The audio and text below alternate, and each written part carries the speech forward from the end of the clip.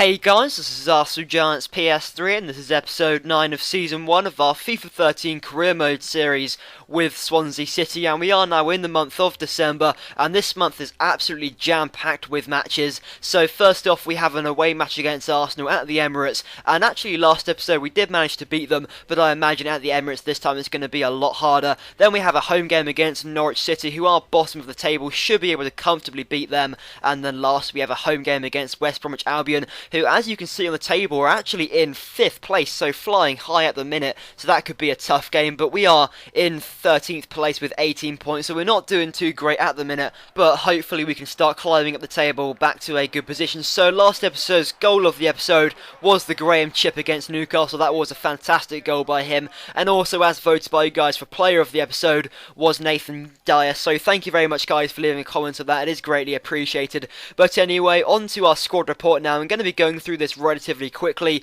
So first off, we have Ashley Williams up by 1 overall, Neil Taylor up by 3, Sergio Roberto hit up by 4 levels, that's some great progress by him, Pablo Hernandez up by 1 level, then we have Nathan Dyer, he's also up by 4 levels, so that's some great progress by him, Danny Graham also at 1 overall, Christian Teo up to level 77, Joel Campbell up to 72 now, John Guidetti up to 76 with a +3, Paul Pogba also up 4 overall, and also Kyle Bartley up 3 levels. Then we have Song Yong Ki up by 2, and then we have Jonathan de Guzman and Michu up by 1 overall, and that's pretty much the sort of key figures in the squad. Then we have a lot of reserves who don't really, play or have only slightly improved. But anyway, that was the squad report. But now we have a fairly interesting international management offer from Bolivia, and to be honest guys, I can't think of a single player who plays for Bolivia. Honestly, I just can't think of any, so respectfully, I'm going to have to decline that offer, guys, but thank you very much anyway. And on to our first match of the episode against Arsenal, and to be honest,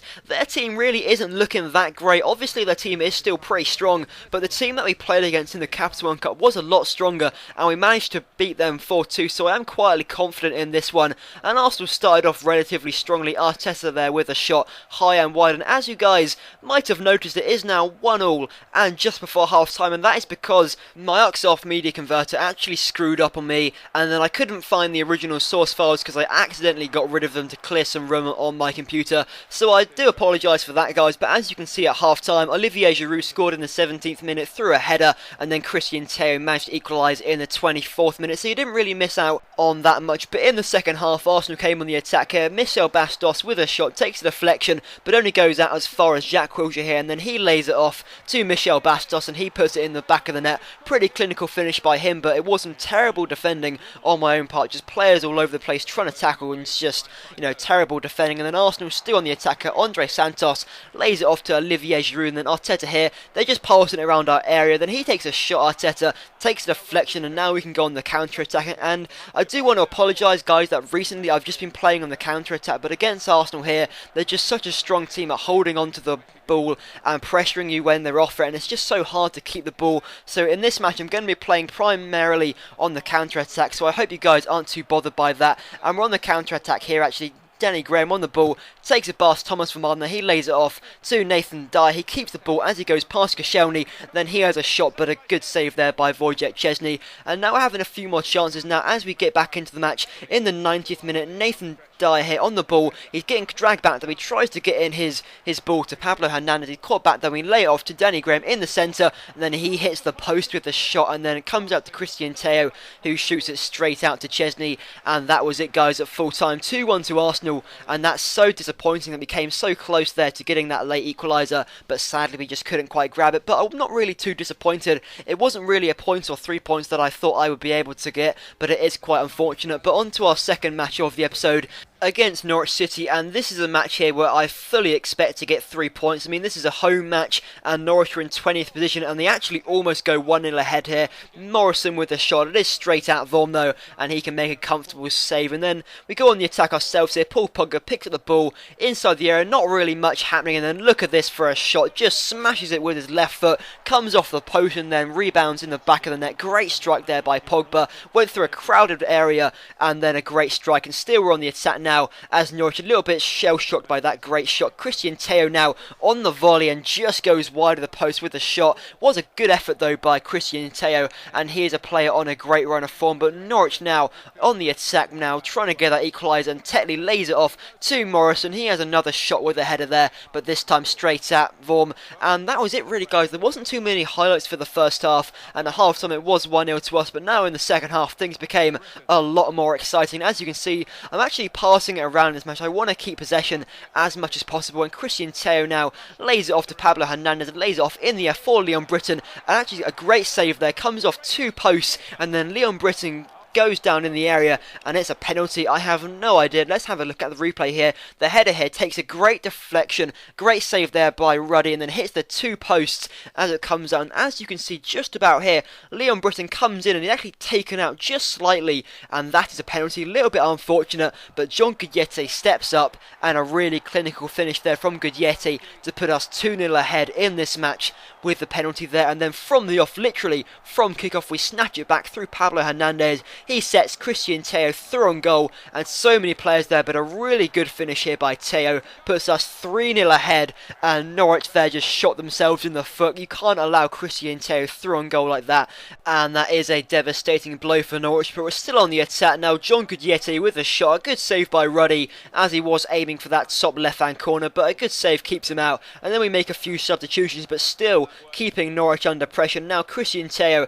just takes it right past Sebastian Basong. He tries to get a tackle in, but that's just a terrible attempt, and now through on goal, Christian Teo lays it across to John Guidetti to get his second of the match. A simple finish in the back of the net, and some great play there by Teo right down the flank, and still Norwich did actually try to get one back though. Here we have Garrido on the flank here, leg crosses in, and Taylor manages to slightly clear it out, but only so far as Robert Snodgrass, and he smashes it in the back of the net. Was quite frustrating to concede and lose our clean sheet just after being 4-0 ahead. I would have much rather kept the clean sheet than scored any more goals, but seeing as we have conceded, now it's time to get a few more goals. Paul Pogba now has the shot, good save by Ruddy, and straight out to Nathan Dyer, who can just chip it over Ruddy. Here's the finish on the replay. Paul Pogba with a good shot, and then Nathan Dyer, really good chip just over Ruddy as he tried to compose himself, but then still keeping up this unbelievable pressure. Pablo Hernandez has a shot, and yet again Ruddy is their hero. Well, he's already conceded 5 goals. He can't be considered much of a hero, but still he is keeping them at least something in this match. And then Ashley Williams from the corner picks it up and then just smashes it in the back of the net yet again, scoring another goal on Norwich here. Just an absolute humiliation, just a thrashing. Here we are at full time though, 6-1, and I just, what else can you say? It's just an utter thrashing for Norwich. But anyway, on to our third and final match of the episode here against West Brom, and as we saw at the start of the episode, West Brom are actually very high up the table in reality to their actual campaign in real life, so it's quite a bit of a coincidence there, but still I want to get a result against them here, because a positive result against West Brom is going to push us really high up the table. They had a good opportunity at the start though. El Ganassi with the header straight at Vorm though, and it is a comfortable save for him. Then we have a chance of our own here. Pablo Hernandez in the area, not got too much support, but he lays it off to Christian Teo, and that is exactly what we want at the start of this match. Right off from the start, Christian Teo getting his name on the score sheet. Great strike by him, but some really good work by Pablo Hernandez there on the edge of the area, and still Christian Teo just shakes off the challenge from Dawson, and the shot hits the post, comes out to Song Yong Ki though, and takes the deflection and straight into Foster's hands for a comfortable stop. But then West Brom had a chance of their own here. Malumbu on the ball, not under much pressure, lays it over the top to Graham Dorrans, takes a really good touch, but sadly can't quite play through El Ganassi, and the attack breaks down. So now we have a few more chances of our own here, putting West Brom under much more pressure. Sergio Roberto lays it off to Christian Teo just on the edge of the area. He has a shot, great stop by Foster there as it comes off the post, but then straight into the path of Danny Graham, and from that sort of angle and that sort of distance, he isn't going to miss from there. And it's now 2-0 to us, and West Brom might feel a bit aggrieved by that scoreline, to be honest. They haven't exactly been outplayed, and they have been in this match throughout. An odd and wingy with the shot, good save by Vorm, but it comes right out to Graham Dorrans, an easy finish for him, but Michel Vorm at least could have put it somewhere else. It's right into the path there of Graham Dorrans, and he takes forever to get off his feet and try to stop it again, but still, it's only 2-1 at half time, and Graham Dorrans really good hold up play here, and his shot just goes off the target. Was a good attempt though, and still were on the attack. Pablo Hernandez lays it off to Son Heung-ki, and then Sergio Roberto tries for the shot. Son Heung-ki trying to keep it in play, goes out for a corner though. Chico tries to win the header, falls to Ashley Williams, who lays it across to Danny Graham. Then Christian Teo on the ball here, just a crazy scramble, and the defenders leave it behind. Then Christian Teo, a really good finish by him, and he is on such a great run of form at the minute. Gets a little bit lucky here, but then a really clinical finish in the back of the net, and he is just such an awesome player to have. He's involved in everything, and his player potential is just huge, and yet again he's involved as Nathan Dyer here has the shot, and the shot has so much power on it, it just goes right through Foster, and it is in the back of the net, as I always say after we score. I really have to stop saying that, it's becoming a little bit of a cliche, but still West Brom had a chance here. Chris Brunt with the shot, but Michel Vorm clips it over the bar. We make another few substitutions. Joel Campbell and Guglietti coming on for Graham and Teo, just going to give him a little bit of a rest and recover his stamina. And Guglietti, just before the end of the match here, has the shot, and that is just an awful shot off target. But at full time, it is 4-1 to us, so an absolutely brilliant result there against some pretty tough opposition, and we are now in 8th with 24 points and only 8 points off the top with Chelsea, so we're in a really good position at this point in time, and Sunderland just above us here. So at the bottom is Norwich City, Reading and West Ham, so not looking too good for them, and just above West Ham is actually Newcastle, so they're having a bit of a poor season really. But now it's time for goal of the episode, and your choices are: first off, the Paul Pogba goal against Norwich City was a cracking strike by him, hit the post and then in the back of the net. Then we have the Christian Teo goal against West Brom. Great hold-up play there by Pablo Hernandez. Lays it across there to Christian Teo, and he just cuts across it and smashes it in the back of the net. So those are your choices, and now it's time for player of the episode, and it can only be Christian Teo. He's in a great run of form at the minute, and must have been involved in about 3 or 4 goals this episode, so I'm going to have to give it to him. And anyway guys, thank you for watching this episode. I hope you enjoyed it, and if you did, if you could leave a thumbs up, that'd be greatly appreciated, and thank you very much for watching.